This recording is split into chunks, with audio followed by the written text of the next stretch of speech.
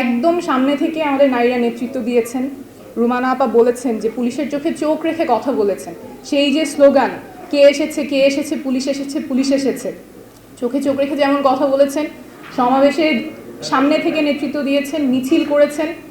এবং আমরা তো অনেকগুলো আইকনিক ছবিও দেখেছি যে নারীরা রিকশায় দাঁড়িয়ে স্লোগান দিচ্ছেন বৃষ্টির মধ্যে। That was an iconic picture. দেশে বিদেশে আমরা অনেক প্রচার করেছি। তো এই দুর্দান্ত চিত্রগুলো আমরা আমাদের রাজনীতিতে, নতুন রাজনৈতিক দলে, নতুন রাজনৈতিক বন্দোবস্তে কীভাবে আমরা সাস্টেইন করব, কীভাবে আমরা এটা আরও এনহ্যান্স করব, সেইটাই আমাদের আগামী চ্যালেঞ্জ।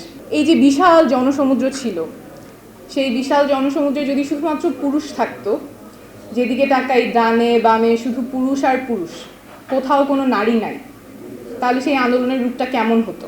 যমুনা রাইস কুকারে আছে 3-in-1 function. Jamuna rice cooker, smart রান্নায় আধুনিক জীবন। সেই আন্দোলনের চিত্রটা কেমন হতো? আমাদের আপরাইজিংয়ে women were not just participants, women were the uprising. আমাদের অভ্যুত্থানে শুধুমাত্র নারীরা পার্টিসিপেন্ট ছিলেন না, তারাই অভ্যুত্থান ছিলেন। ইতিহাসে এটা অনেকবার হয়েছে।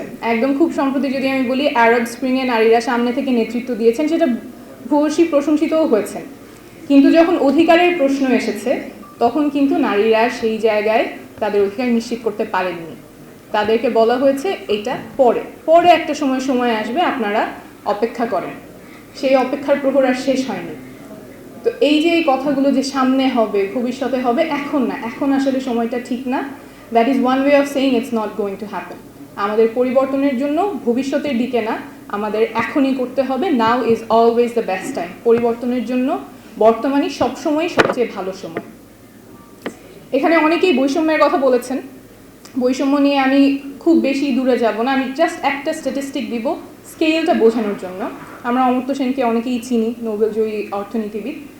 উনি 1989 সালে একটা গবেষণা করে দেখিয়েছিলেন যে বৈষম্যের ফলে পৃথিবীর যে জনসংখ্যা আছে তার মধ্যে 100 মিলিয়ন ওয়েমেন মিসিং। অর্থাৎ 10 কোটি নারীর থাকার কথা ছিল, বৈষম্যের ফলে আমাদের জনসংখ্যায় এই 10 কোটি ওয়েমেন নাই। That is the scale of বৈষম্য উই ফেস।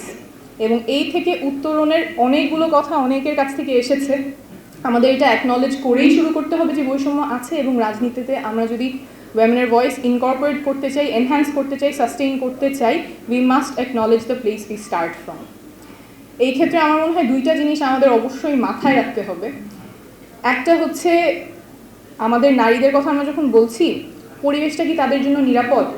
আমরা যদি রাজনীতির কথা বলি এবং সেখানে সে থ্রেটেন্ড হয়, হ্যারাসড হয়, বুলিড হয়, এটার অনেকগুলো উদাহরণ অনেকেই বলেছেন। এখানে উমামা বলেছে, দুতি আপা বলেছেন, সো অনেকেই বলেছেন। এই আমরা যদি তাদেরকে সেখান থেকে প্রোটেকশন এর মেকানিজম যদি আমাদের না থাকে সিস্টেমে, তখন তো আমরা তাকে এম্পাওয়ার করছি না, তার রিয়েল ইনফ্লুয়েন্সের জায়গাটা তৈরি হচ্ছে না, শুধুমাত্র একটা ক্ষেত্রে ঠেলে দেওয়া হচ্ছে।